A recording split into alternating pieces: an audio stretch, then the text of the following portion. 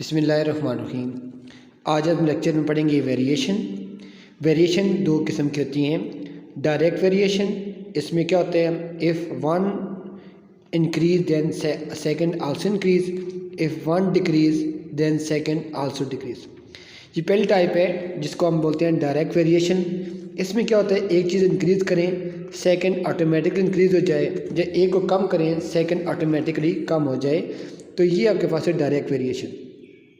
जैसे मैं यहाँ पे आपको एग्जांपल देता हूँ कि अगर 1 kg आप कुछ चीज़ लेते हैं, समथिंग आप कोई भी बाज़ार से ले गए कुछ चीज़ लेते हैं, तो उसकी जो कॉस्ट होगी, और फॉर एग्जांपल ये कोई हम प्राइस या कुछ भी चीज़ ले सकते हैं, इसकी प्राइस आपके पास आ जाती है 10, आपके करते हैं 10 रुपीज़ है। तो अगर आप 1 kg से ज़्यादा की डिमांड करेंगे, मतलब 1 kg से आप आ जाते हैं 3 kg, तो 1 kg का अगर 10 रुपये दे रहे हैं तो 3 kg को आपको उसको ज़्यादा पैसे देने पड़ेंगे।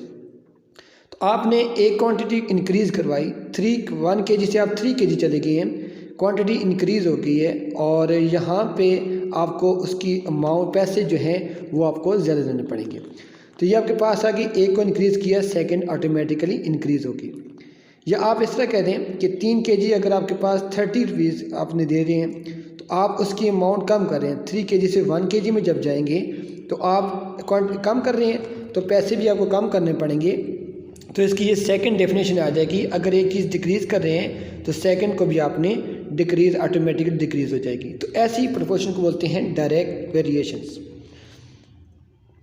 तो इनको लिखने का जो प्रोसेस होगा, मैं लिख देता हूँ, x कर देते हैं, यहाँ पे y कर देते हैं, और इसको मैं a और b का नाम देता हूँ। अगर ये डायरेक्ट वेरिएशन है, मतलब a को इंक्रीज़ किया दूसरा भी इंक्रीज़ हो गया, या कम किया दूसरा भी कम हो गया, तो इसको लिखने का तरीका ये आपके पास होता है, ऊपर से आप नीचे लिख कर आएँ या फिर नीचे से ऊपर लिखें, बात एक ही है। x रेशो a लें, y रेशो b, ये डायरेक्ट है, दोनों को आपने सेम वे से लिखा है, x से a में आए हैं, y से b। या आप यूँ लिख सकते हैं, डाउनवर्ड से अपवर्ड जा सकते हैं, a से लेकर x तक और b से y। डायरेक्ट में आपने या ऊपर से नीचे लिखें या नीचे से ऊपर लिखें, तो आपने ये प्रोसेस करना होगा। फिर आगे प्रोडक्ट ऑफ मीन और प्रोडक्ट्स ऑफ एक्सट्रीम करना होता है। तो यहाँ आपको मैं एक एग्जांपल लेता हूँ, cost of 10 pens is 50 rupees, what is the cost of 13 pen. तो आपके पास जो है पेन्स की 10 पेन्स है, उनकी कॉस्ट आपके पास कितनी आ रही है, 50 रुपीज़। तो आपने यहाँ पे देखें पेन कितने आपके पास लिए हैं, यहाँ कॉस्ट भी लिख सकते हैं, रुपीज़ भी लिख सकते हैं, ठीक है। तो मैंने यहाँ पे 10 पेन लिए हैं, उनकी कीमत है 50 रुपये।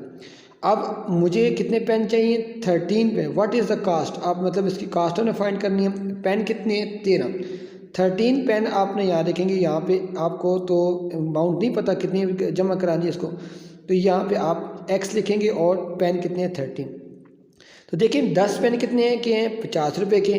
तो पेन की कीमत, जब पेन आपकी ज़्यादा लेंगे, 3 पेन में एक्स्ट्रा लेंगे, तो आपको उसकी कीमत भी उसको ज़्यादा देनी पड़ेगी, ठीक है।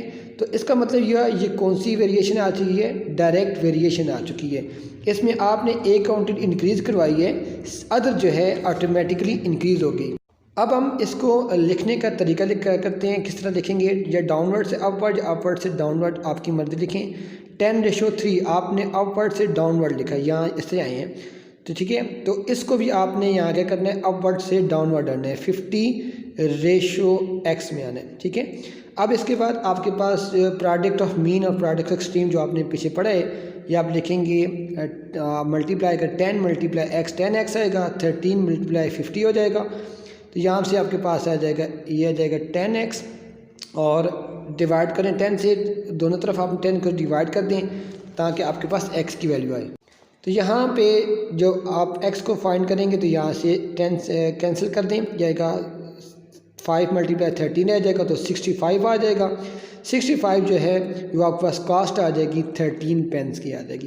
तो ये मैंने बेसिक क्वेश्चन सा किया है, तो आपने इस तरह के इन क्वेश्चन को करना है जो डायरेक्ट वेरिएशन के क्वेश्चन हैं रेशो में।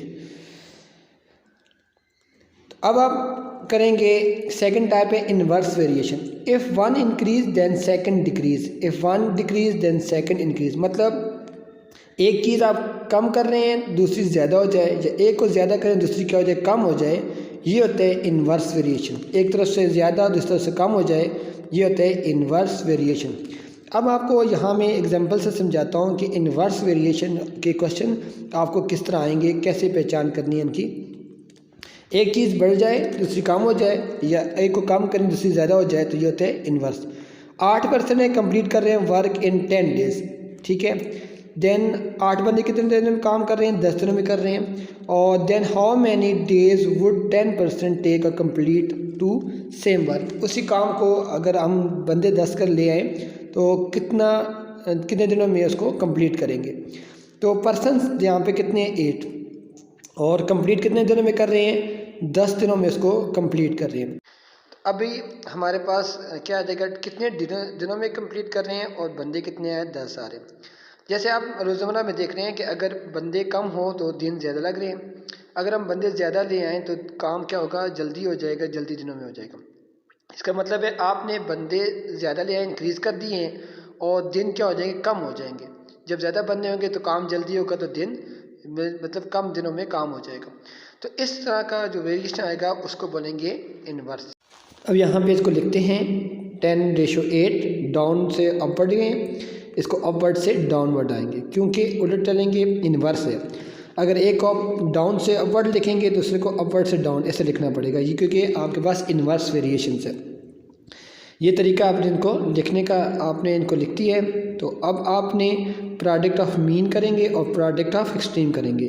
10 × x, 8 × 10, ठीक है, 80 हो जाएगा। 10 से डिवाइड करेंगे तो आपके पास x आ जाएगा, 8 आ जाएगा। मतलब आपका जो काम होगा वो 8 दिनों में कंप्लीट हो जाएगा। तो इस तरह आपने इन्वर्स वेरिएशन के क्वेश्चन आपने करने हैं। देखने का तरीका भी आपको मैंने बता दिया है। अगर अपवर्ड होगा, ठीक है, तो आपने सिर्फ से डाउनवर्ड लिखना है इन्वर्स में। तो ये आपका क्वेश्चंस हो जाएंगे इस तरह के।